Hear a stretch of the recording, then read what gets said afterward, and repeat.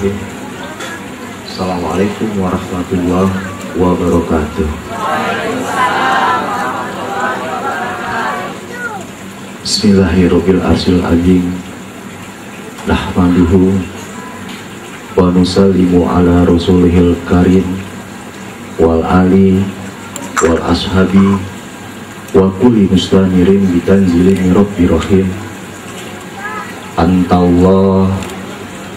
Antallah la ilaha illa anta alal makhlukina bil ashar wal fana'u bisyiri min kulli bisiri biholatika wa kuatika biqadratil akbar wa bihaqismahi akbar wala hawla wala quwata illa billahi aliyil azim.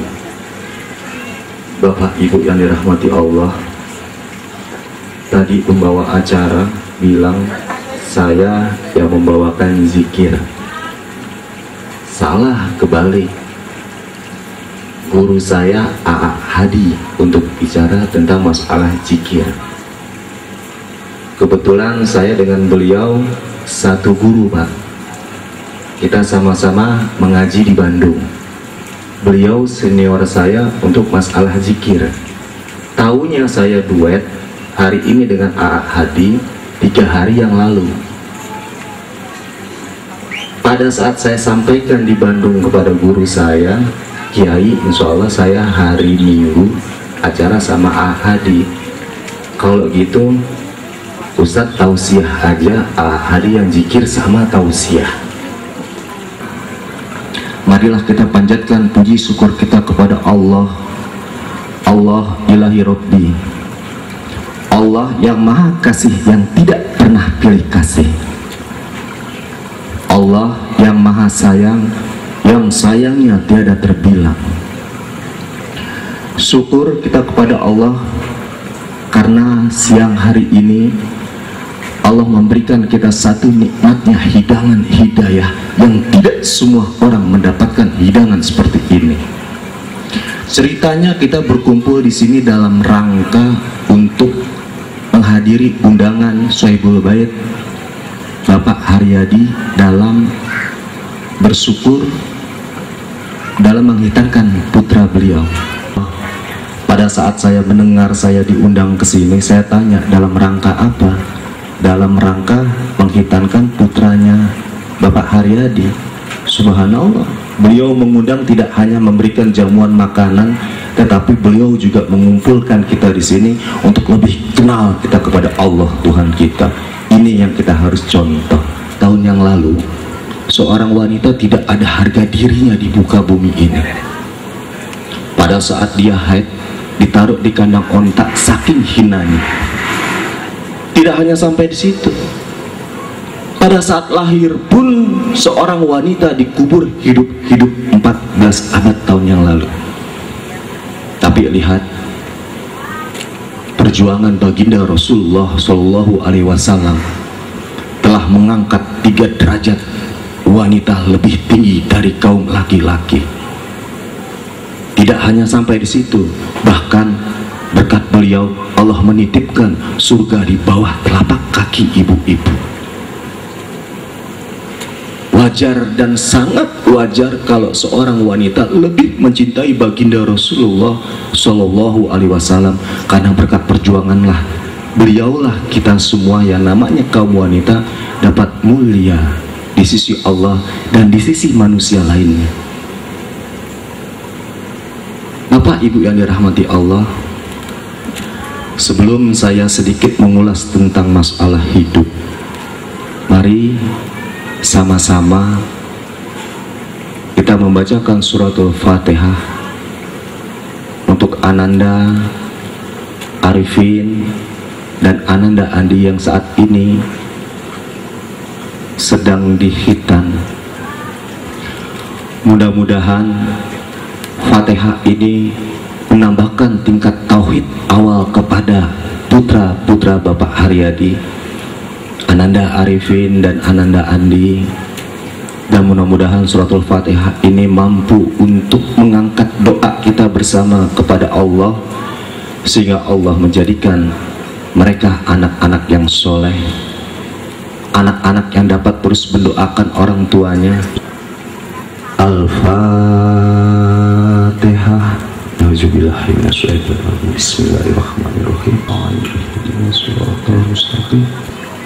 Ada 77.000 malaikat yang ikut duduk bersama kita pada saat hamba-hamba Allah, umatnya baginda Rasul melantunkan kalimat zikir dan hatinya terpaut untuk lebih dekat kepada Allah Subhanahu wa ta'ala. Subhanallah, kelihatannya kita cuman segini yang datang, ada cuman 50 bahkan ratusan orang. Hakikatnya ribuan, karena mata hati kita tidak mampu menembus pandangan yang tidak terlihat, tetapi kita harus yakin, karena itulah salah satu rukun kita untuk meyakini hal yang gaib. Setelah para malaikat ini turun ke bumi, dia duduk bersama kita di dalam satu majelis yang saat ini kita sedang lakukan. Kemudian malaikat kembali ke Sidratul Muntaha bertemu dengan Allah. Kemudian Allah berfirman dan bertanya kepada malaikat ini, wahai malaikatku, apa yang dilakukan oleh hamba-hambaku pada saat mereka berzikir? Kembali Allah berfirman kepada malaikat-malaikatnya, wahai malaikatku, kau saksikan hambaku belum pernah bertemu dan melihat aku yang maha suci, tetapi mereka begitu mensucikan aku. Bagaimana kalau mereka sudah bertemu dengan aku? Pasti tiap detik mereka selalu mensucikan aku. Begitu membesarkan namamu. Kembali Allah berfirman, wahai malaikatku, kau saksikan dan kau lihat hambaku belum sepenuhnya melihat kebesaran dan keajaiban yang akan aku berikan kepada mereka, tetapi mereka telah membesarkan aku. Bagaimana kalau mereka melihat seluruh kebesaran yang akan aku tujukan kepada mereka? Pasti tiap detik, tiap saat mereka akan terus membesarkan aku. Maka saksikanlah malaikatku, aku akan membesarkan mereka. Bicara kepada Allah, ya Rob, tetapi ada hamba-hambamu yang di dalam satu majelis mereka tidak niat untuk ikut di dalam berzikir kepadamu. Mereka hanya ikut duduk dan kebetulan mereka ada di tempat itu. Bagaimana dengan mereka? Wahai malaikatku, hadirnya dan datangnya dia ke tempat itu pun akan aku ganti dengan kebaikan untuknya. Subhanallah. Bersyukur siang hari ini Allah kumpulkan kita di tempat ini. Bersyukur Allah masih menitipkan kita sebuah iman dan keyakinan. Bersyukur Allah masih memberikan kita satu kekuatan kaki untuk melangkah ke tempat-tempat yang memang Allah sukai. Yakin dan percayalah, suatu ketika kaki ini akan Allah minta pertanggungjawabkan. Kemana langkah kaki kita langkahkan. Mari sejenak kita curi perhatian Allah.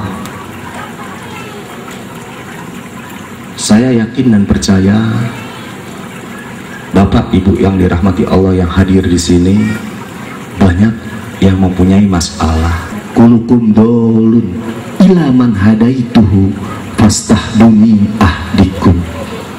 Wahai hambaku, aku tahu kamu dalam keadaan bingung, kamu dalam keadaan sesat, kamu dalam keadaan sedih.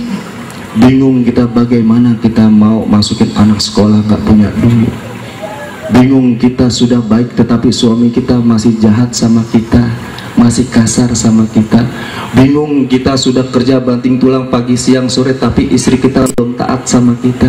Bingung kita sudah berusaha keras untuk membesarkan anak kita tetapi anak kita masih kurang ajar sama kita. Allah tahu kamu dalam keadaan bingung. Ilaman hadaituhu, kecuali engkau minta petunjuk aku, kata Allah. Fastahduni ahdikum, maka minta petunjuk sama aku, kata Allah. Petunjuk yang ahsan, petunjuk yang soheh ada di dalam suratul Fatihah. Ihdinas siratal mustaqim. Mari hadirkan hati sejenak, buang ego kita, singkirkan nafsu kita. Kita baca suratul Fatihah dengan keyakinan yang sangat dalam.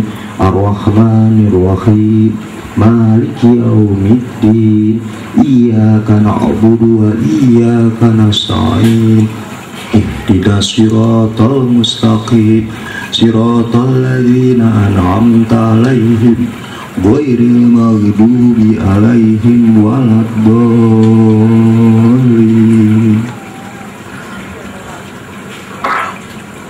Bapak Ibu yang dirahmati Allah,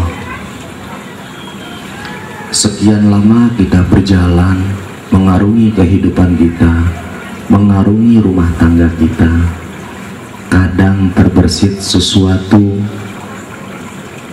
yang tanpa kita sadari kita sudah mempertuhankan ikhtiar kita. Kita sudah mempertuhankan akal pikiran kita. Tanpa sadar kita bersikap seperti seorang Fir'aun. Tanpa sadar kita melakukan itu semua karena kesombongan yang ada dan terbersit di dalam diri kita. Itulah ulah nafsu kita. Tauhid kita selama ini tercoreng tanpa kita sadari karena kita tidak pernah seutuhnya menyandarkan hidup kita kepada Allah Subhanahu wa Ta'ala. Kita yang angkuh dan sombong mempunyai rumah di Pondok Indah, kira-kira bisa atau tidak?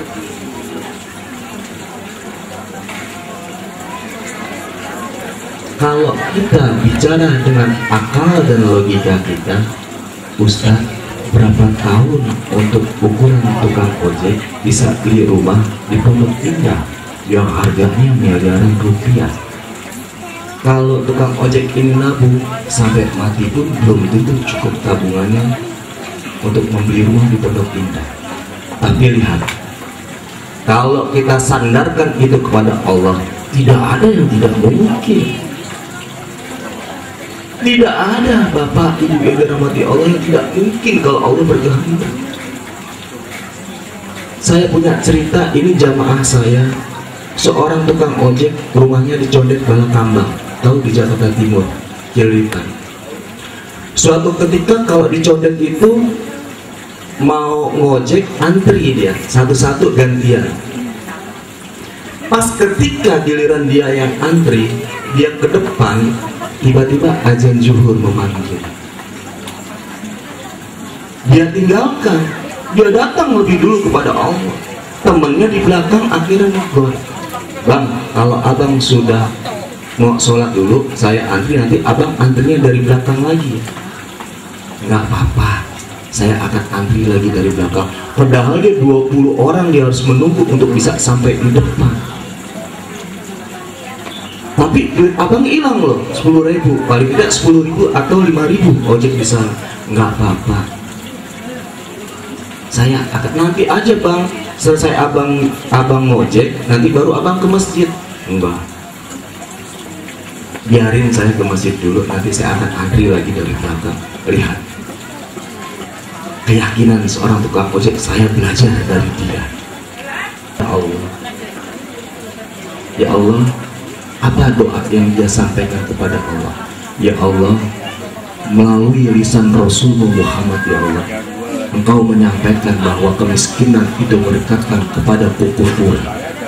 Ya Rob, hamba takut ya Allah kubur kepadamu ya Allah antara hamba miskin ya Allah. Hamba yakin dan percaya Engkau maha kaya ya Allah. Mudah bagimu kalau Engkau mau menitipkan sedikit kekayaanmu kepada hamba ya Allah, untuk hamba teruskan dan hamba berikan kepada amanah yang Engkau berikan, bukan untuk dirinya, tetapi untuk amanah yang Allah berikan, yaitu anak dan istrinya. Sangat mulia doanya. Selesai dia berdoa, tiba-tiba yang ikut tadi sholat berjamaah, ada seorang bapak-bapak nyamperin dia.